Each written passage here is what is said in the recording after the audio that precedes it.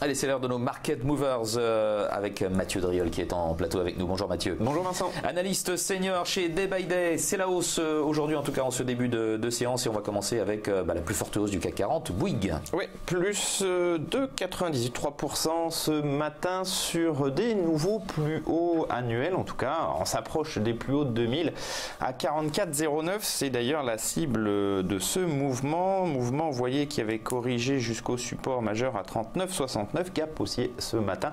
Le titre réussit l'exploit alors qu'il est dans deux secteurs qui sont pas folichons, à savoir construction et télécom, c'est même plutôt faible. Il gagne des abonnés, c'est surtout ce qui ressort de cette publication, puisqu'il y a une publication de Bouygues supérieure aux attentes et des abonnés dans le mobile qui progressent. Tout comme Iliad d'ailleurs. Voilà, il est à cheval entre guillemets sur deux secteurs qui sont très moyens, et le titre lui qui a réussi quand même l'exploit à être plutôt fort puisqu'il est sur des nouveaux plus hauts annuels. Donc c'est une tendance qui, ma foi, est pas très rapide, c'est pas hyper volatile, Bouygues, mais c'est durable, c'est solide.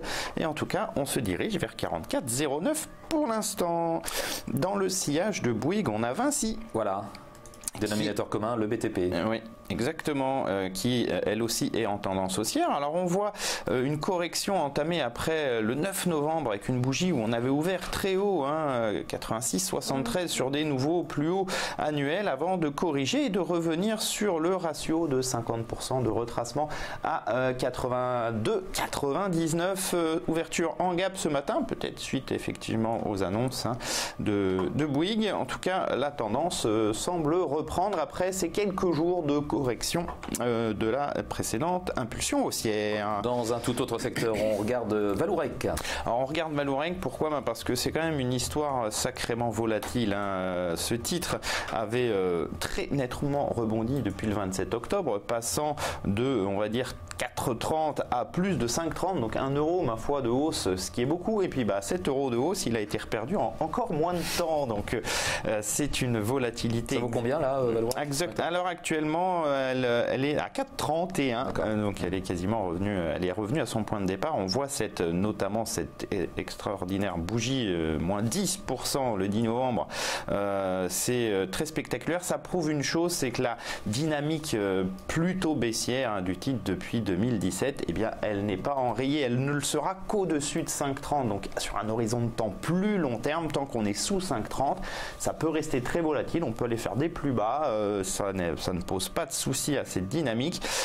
C'est quand même compliqué de traiter sur ce titre en raison effectivement de cette trop forte volatilité. Voilà pour les hausses. On passe aux baisses maintenant. Et la plus forte baisse du CAC, et de loin, c'est Sodexo. C'est une baisse qui s'accentue d'ailleurs au fil des minutes. Sodexo qui publiait ce matin et qui se montre très prudent sur l'année 2018. On est quasiment à moins 5 maintenant. Donc on était hier au-dessus du support. Je me souvenais, on en avait parlé.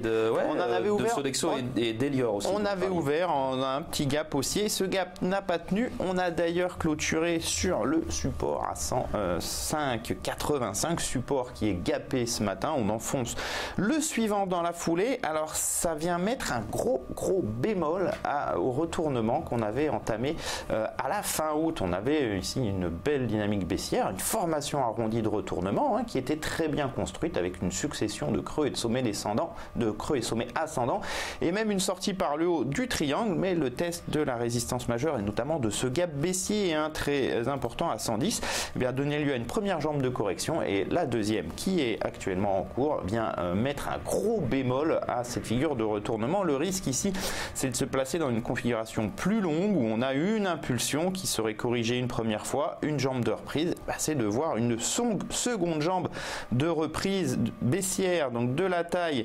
de la précédente, reportée au point de sortie. Ça serait, vous voyez, revenir entre 85 et 80. Ça, c'est les perspectives, c'est le risque, le potentiel baissier sur le titre. Donc méfiance sur Sodexo. Alors vous nous parliez tout à l'heure de Vallourec en nette hausse.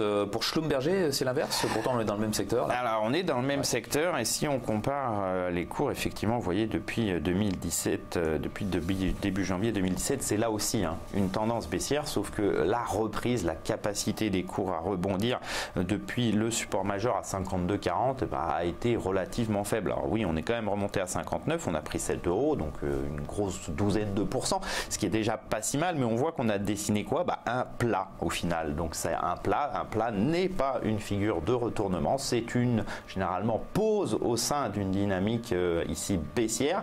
Le risque, c'est qu'avec la séance du jour, on travaille la borne basse de ce plat 52,40. Attention à une clôture sous ce niveau, puisqu'on a un gap baissier, ça risquerait de, ma foi, relancer la tendance baissière, et ça c'est pas très bon pour les perspectives. Si on se met, vous voyez, sur un horizon de temps plus long, ce niveau à 52,40, il n'est pas anodin, hein. C'est aussi les points bas de 2016, et si on bascule plus loin, il faut remonter après à 2013 pour trouver un cours inférieur.